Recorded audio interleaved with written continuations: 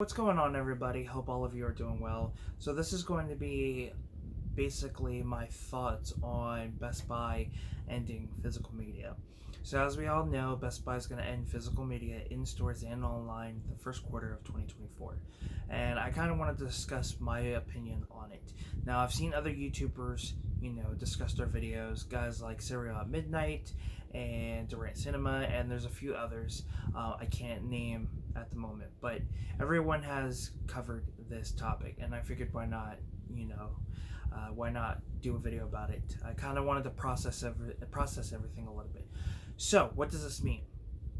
It means a lot of things, and I will state this change probably won't last long, and I'll get into the reason for that. So, there are pros and cons when it comes to physical media and digital media.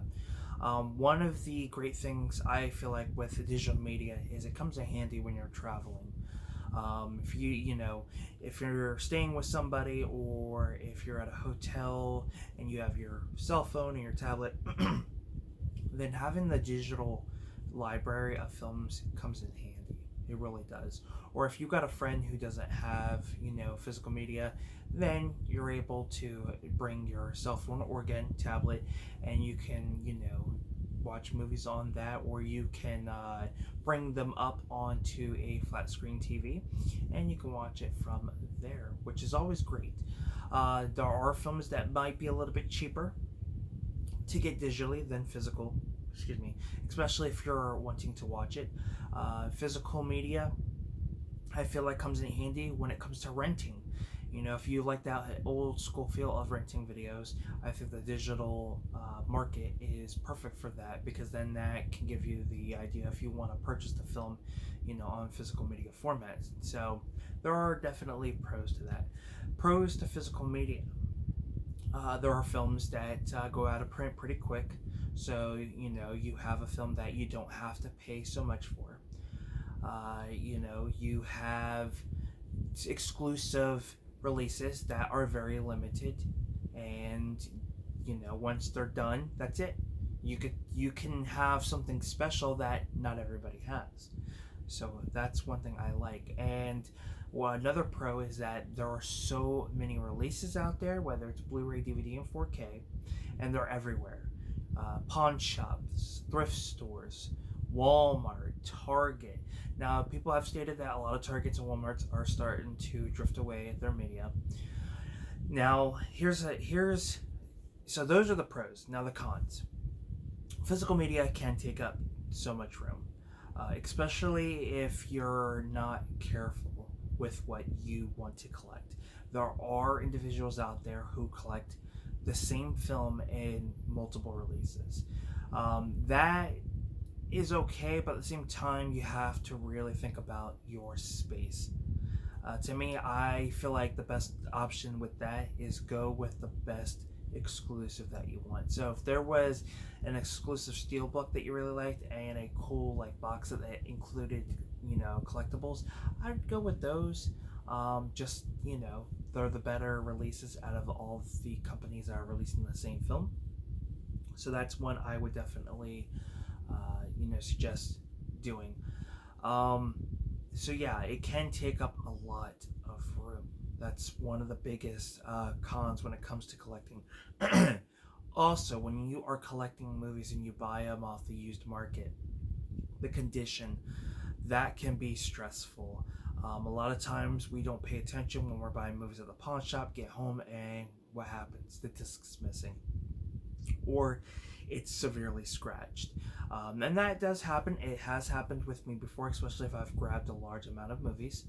So there's always that possibility when it comes to the cons of collecting physical media. Plus, a lot of times when you buy a film online and it gets dinged up in shipping. So that's one of the biggest reasons why people like going to the stores to buy their physical media. Sometimes it's in better shape than what they got when they ordered it offline. So that is a con when it comes to physical media. Now, the cons for digital. Not every film's going to be available. All these platforms will take films off in a rotation. You pay for a film, you're not keeping it. You can buy a film for $25, and guess what? That's going to be gone by the end of the month. So $25 for what, a month, a month's worth of content, and then that's it. Not everybody can afford the internet. That's another con. Some internet speeds in certain areas are slower than others, so a lot of times you may get a full hour of a movie and it'll buffer at the last 30 to 45 minutes of the film. So situations can happen when it comes to that. Another thing I don't like about, another con about digital media is that they edit a lot of things. So the great thing about, physical media is that you'll get the film in its entirety. There won't be a scene cut out or edited and things like that. Where digital, they can edit and cut out certain things that they feel like it's not suitable for the viewer. So that is a very, very tough situation. Now, what can happen with places like Best Buy, stopping physical media, and say Target and Walmart, start? Well, it could lead up again to eventually having video games do the same thing. But here's the problem: you're gonna pay more for the online release. If a movie is at Walmart brand new for DVD or Blu-ray, say it's $10, well, buying it digital, it's gonna be 15 to 20. So a lot of times the physical media release can be cheaper than the digital release. And it has happened in situations like that.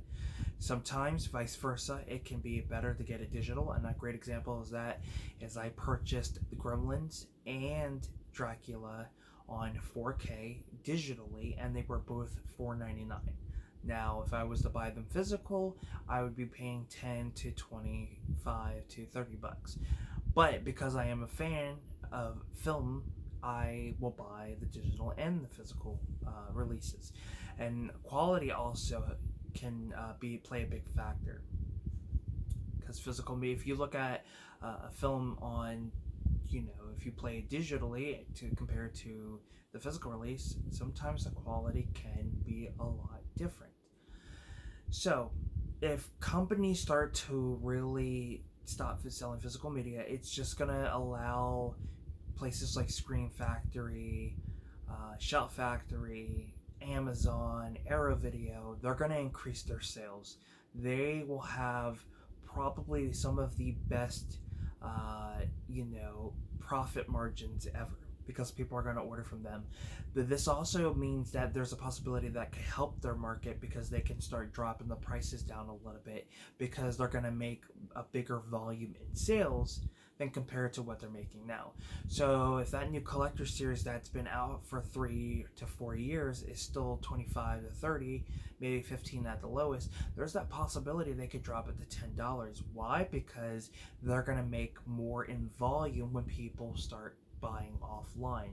So even if they have a sale, they're going to make it, it's going to help the boutique labels make more, which would allow the bigger studios to put out more, and everybody will be happy. Films will start getting Blu-ray and 4K releases that never got the release, while customers are paying for the physical media releases at a cheaper rate, because there's a bigger sale volume. Now, Best Buy, I feel like it's gonna hit a really big snag when it comes to the money they make. Now, for anybody who works at retails, I'm sure knows how retail works. I used to work retail at some point in my life. Now, the thing is, there's a lot of factors. Yes, you could probably make more in a profit if you were to sell a TV to somebody, or some home appliance, like a washer, dryer, some kitchen equipment like a stove or dishwasher. I'm sure you can make a lot if you were to sell a lot, but here's the problem. How often are you going to have customers coming in to purchase those items? Not everybody purchases a TV on a daily basis. When it comes to movies, that's different. Because you have a lot of these new releases, people come in. Now, there also could be a reason for the digital market going and companies stopping, is due to the fact that a lot of the physical media releases that come out can be more than what people are willing to pay. And a great example I'm going to use is Scream Factory. So, Tales from the Hood. When this movie first came out, this would be a $30 to $35 film. Now, on average, you could probably get this around, I would say, 16 or 17 to the $25 mark. But this movie's been out for quite some time. This Blu-ray itself came out in 2017. So why not drop it to $10? I feel like that would be reasonable. So if you went to, say you went on Amazon and you found this, you found Shocker, People Under the Stairs, well, guess what? If they're all $10 on Blu-ray, they're going to buy the Blu-ray. And another thing that's becoming an issue, Scream Factory. People Under the Stairs is available on Blu-ray and 4K. Why would I get the Blu-ray, pay almost the same amount on Blu-ray than I could on 4K? I could pay the extra on 4K. You know, if People Under the Stairs is $15, then yeah, I won't pay the extra $15 to get the 4K. I'm fine with the Blu-ray. It's a reasonable price. But if there's a film that's $24.99 and the 4K just came out and that's $34, which one do you think I'm going to go with? I'm going to go with the 4K. Yes, I'm going to pay a little bit more, but why would I buy the Blu-ray when I could pay just a slight little more and get the 4K, even though the 4K also includes the Blu-ray? So I feel like it might help a lot of the companies decrease their prices and allow a bigger sale volume, you know, compared to selling their stuff in stores. But, you know, at the same time, like Best Buy, not everybody's gonna buy stuff for their home. Not everybody's gonna buy a TV. I will tell you this from a customer's experience. When I walk into Best Buy, and a lot of times I do go in there, you know what I see people looking at more? Are the computers. I see them looking at the cameras and the cell phones. And I do occasionally see people in the game section and the movie section. I've seen maybe 3 or 4 people in the TV section, and that's it. Anything else, cameras, I don't hardly see anybody in that. Drones, nobody in that department. Refrigerators, I may have seen like 1 or 2 people every time I visit that store. So there's, to me, yes, you can make more when it comes to a profit when you sell it, but you're not going to make as much as you think you will, and you're not going to get as many people in to buy those products than you would, say, your movies. There are people on YouTube who specifically will go to Best Buy to get the new releases, pick up their steelbooks. I guarantee you, Best Buy probably has a great sales market, or not sales market, but a great profit margin when it comes to their steelbooks. There's people who probably bought steelbooks 5, 6, 7, 10 years ago that are still wrapped, are now worth more than when they first came out because they're Best Buy exclusives. Target was doing the same thing with their exclusives, and then they started, you know, clearancing things out to be dirt cheap. And that's the thing, people like the movie community here, you know, everybody goes to Best Buy, shows the new releases, shows what steelbooks are available and what, you know, steelbooks that are exclusive to Best Buy only. What happens after that? You're not going to have that exposure. And I'm sure a lot of the YouTubers who do that, I'm sure in some way they are helping Best Buy, because they're helping others who are getting into the, you know, YouTube community of movies and collecting DVDs and Blu-rays, who are going to Best Buy and picking these movies up. So when you don't, you're going to see a big change. Once that happens, bam, you won't be getting content on Best Buy. Nobody's going to want to buy from Best Buy, and they're going to see a big change when it comes to their, you know, marketing. You're going to see a big change. That's, I'll put it like that. You know, they won't make as many sales as they usually do. Black Friday is a huge sale day. You know, there are people who wait until Black Friday to pick up a lot of the new releases that are coming out within, you know, January to October. You know, like myself, I wait, you know, a few times a year for certain films that go on sale on Black Friday. And then with the announcement of films like Cocaine Bear and Violent Night getting, you know, 4K releases, I held off on getting the Blu-rays because I'd rather get the 4Ks. And then with Black Friday around the corner, it would be smart to get them when they're cheap. And then a lot of times people buy movies from that. Now, the right move I think Best Buy could have done is just push their movies to online only. That would have helped them save room in their stores. But at the same time, you know, it's the same with video games. How much do they make on video games? You know, And what happens to the point when video games start to, go digital? Not everybody can afford that.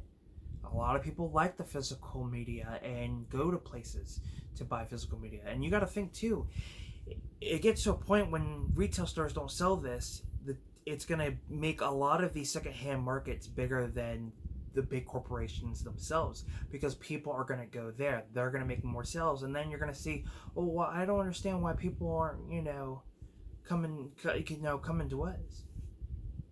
It happens. Look at Walmart. You know how many people don't buy clothes at Walmart? I go to Walmart all the time. I hardly see anybody in the clothing section or the shoe section. Like, there is a lot of places I don't see people, certain departments and stores that I don't see people shop at. And that could affect, when it comes to certain things. I don't buy from Best Buy as often as I want to, only because they are a little pricey. And here's what I think a lot of corporations need to do. They need to market their products a little bit better. Drop the prices. Yes, I get you want to make a profit, but you could, if you take a lower profit, you get a bigger sale volume than you would trying to get top dollar for your item. And MovieStop was like this. If MovieStop had done something like that, they wouldn't have gone out of business. Or Hastings. Like a great example I'm going to use is FYE. I love shopping at FYE. They have some great deals, and one of the coolest things that I like about FYE that a lot of places don't do is, you pay a monthly membership for a discount card. And what I like about it is it's not just used items, it's also new items. Excuse me. So you got to think, if you were to buy $100 worth, you can get it a lot cheaper because you get that 10%. 10% may not be that much, but it helps. But one of the things that FYE could do is lower the prices on their items. And a lot of times they're selling the item for the same price as the boutique label who's selling the same item.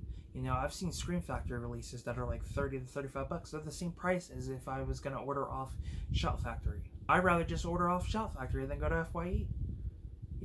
Bigger selection. But, if FYE was to drop that $35 Blu-ray to, I don't know, $20, do a sale price of $15, people are gonna buy more. As long as you make the money back from making the product and make a small profit, even if you make a small profit, smaller profits add up when you sell more compared to getting top dollar for the item and try to get the biggest profit you can out of it. Come on, a lot of eBay resellers know this, and considering big corporations are resellers as well, it would be the right move. The cheaper you make it, and it doesn't affect you in profit range, then you'll sell more if you lower the price at the right price. And a lot of that inventory that's not selling will finally sell.